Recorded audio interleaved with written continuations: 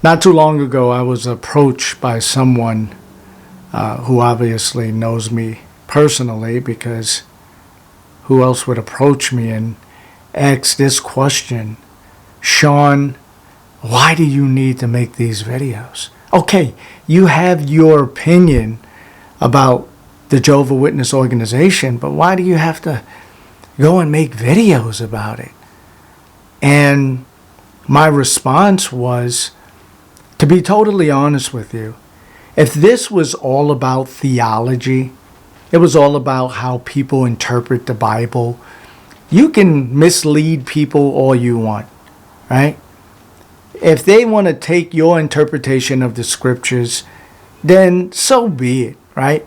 That would mean that I would have to get involved with so many different organizations. How many religions are there, right? It's got to be like thousands, right? So I would have to really devote my life to battling other people's perception on their religion, their interpretation of scripture and whatever, right? But it's not about that. It's about an organization, and not just an organization, but an organization that I was brought up in and still have family members in, and I see the harm that it does, the separation. I've seen the harm that it did growing up with different people. I wasn't so aware of what was going on at a very young age, but now as an adult, I put the pieces of the puzzle together and say, wow, oh, that's what was happening back then. Because I know more now, right? So it's personal to me. When you have the situations, shunning, when you have child abuse, probably the main one. And then just, the separation of families through shunning, and the people and the children that were allowed to die because they abstained from blood because of this warped interpretation of the Bible, right? It's personal. So no, I can't just leave it alone. No, I just can't not talk about it. No, I just can't keep my mouth shut and just have my opinion. No, my opinion, for the most part, and depending on the degree of the situation, has to be vocalized, right? There has to be some action behind it. And as I mentioned in another video, not just pertaining to this organization, but any injustices in life. It's, if I have the voice, the platform, such as this, yeah, we're going to talk about it. We're going to talk about it. So what's the difference? I spoke about, I don't speak about it often, but I touched on, a little bit of politics. I touch on every major, news that hits media, that's in life. I speak about these things, but nobody has anything to say. But I really wanted to make this video to say that, but also to say this. I know I joke a lot on this thing. I know that, to be honest, it's because a lot of this is really funny. Really, really funny. When I think about certain things, it's so funny because they haven't put the pieces of the puzzle together. They think they do, or they think that they did, and there's a lot of holes in their story. And when you call them out on the holes in their story, it's like, yeah, we're not supposed to know that. It's like, no, you just don't know what you're talking about right now. So yeah, so that's mainly what I come on this thing to do, is to amplify the holes that's in their story. I didn't make it up. It's what they say. I counteract what they say by voicing my opinion. Now, fortunate enough for me, I'm not a part of this organization, so I can do that. If you're a part of this organization, you cannot do that, right? If you are mistaken about, a scripture or your interpretation of a scripture, they're going to try to put you back in line. And I put mistaken in air quotes because, you can be right on the mark with it, but they're going to try to put you back in line thinking that you're just a lost sheep. But if you don't and you stand your ground, it's like, no, you better make a decision as to where you stand with this. And to me, and that's the gist of this video, is that you can't have an opinion.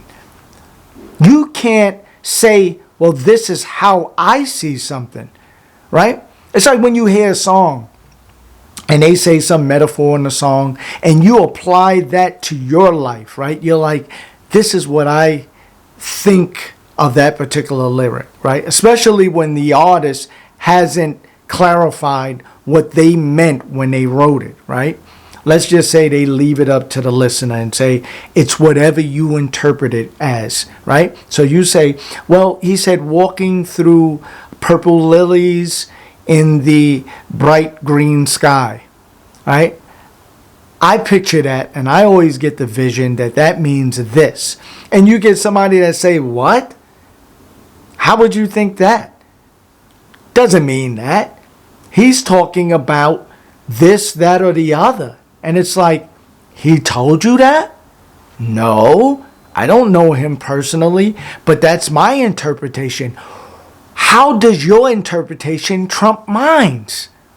Right? Now, there's certain things that, it's just direct. In the beginning, you can't change that to, no, they really meant the end. It's like, no, they said in the beginning. So I'm going to take that on, face value. That's what they said. They didn't leave it up in the air. As a writer, and I think I mentioned this before in some of my other posts, I write things based on my view of whatever. But if it's not really clear as to what I'm saying, there's people that come up to me or people that write me and say, I love that part when you said this, because I took it as this, right? You said this, you said yesterday, I came from the basement, but got keys to the penthouse. Got it like everybody trying to get it. Like, that's just one of the lyrics in one of my songs, right? And they're like, yeah, came from the basement, but got keys to the penthouse. Yeah, because I used to live in an apartment building, right? And I lived in the basement, but then I moved up to the 4th floor because the super said that there's a vacancy and I got keys to the 4th floor. Now the 4th floor is at the top of the building, so that's my penthouse, right? Even though it was in the projects, that was my penthouse. And it's like, okay, is that what you meant? Yeah, I mean, whatever you see it as, whatever you took it as, that's what it means to you, right? So me being a writer, just like the writers in the Bible, certain things are up for debate. But the thing is, they don't want you to debate, right? Because it's things that could shake the core of their organization and how they need to run it to mislead the members. You can't go around changing things willy-nilly. You can't say, well, I see it as this, the 144,000. I see it as really being a fictitious number that means everybody or most people that has ever lived on the face of the earth. You can't do it. That would change the whole ideology, right? You think that most people go to heaven? Then there's no need for the governing body. There's no need for us to be standing on the throne or sitting on the throne up there and you respecting what we say, right? We can't allow that. We can't have that. You think you're going to be in the same place as me? then I would have no jurisdiction over you. So I get it, right? I get it. I don't even really, I mean, it may sound crazy, right? And don't bash me for it. I don't blame them. I blame them, but it's like at some point, the blame comes off of them. I blame the followers who buy into that crap. That's who I blame. Y'all believe these people. You don't even analyze things to say, wait a minute, okay. If we take this away, that means it would change basically the whole foundation of this organization, right? You can't just take things away. You can't just do what you want. You have to do not what the Bible tells you, but you have to do what we tell you. And everything that they impose on you by way of their belief or their interpretation, it's a reason for it. If you look into why they want you to do certain things or why they hone in on certain scriptures, there's so many scriptures, but notice the ones that never get touched. There's certain ones that probably in your whole association with this organization, you're like, they never read this. Now, when you have an organization that is, I don't know, 100 and something years old, right? But let's forget about the inception of it. Let's talk about the years that you've come to know this organization, right? Let's just say on the high side, 50 years, right?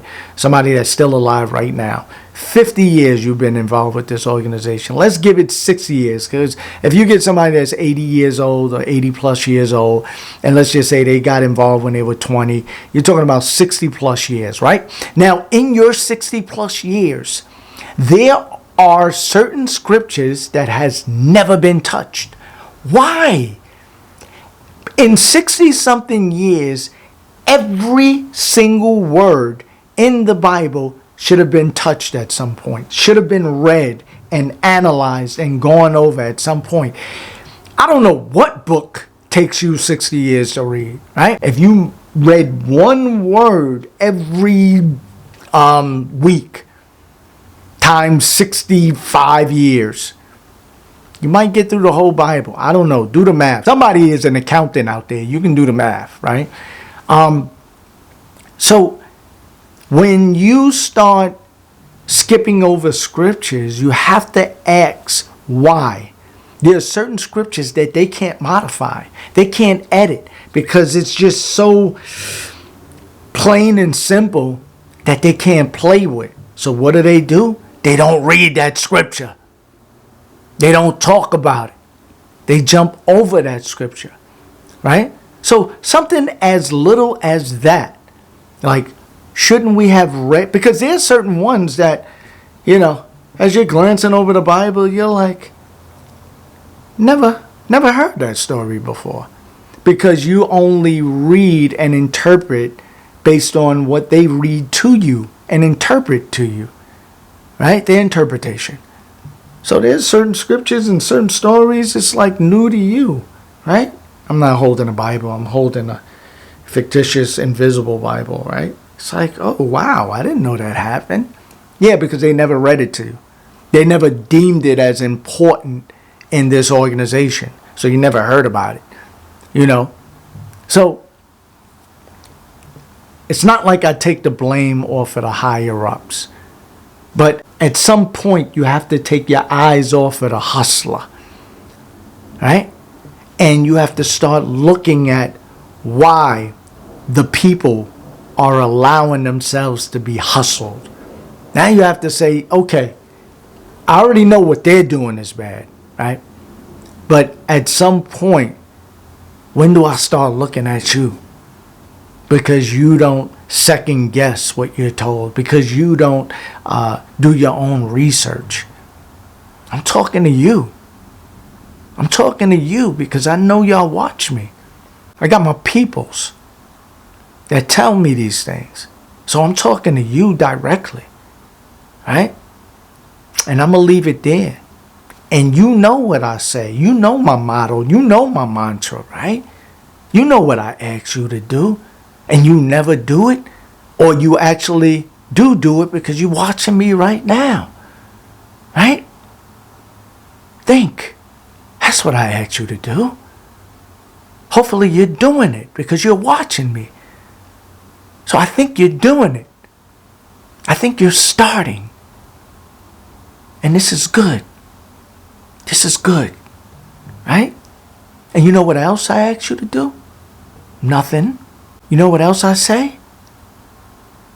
It's love. Learn it sometimes.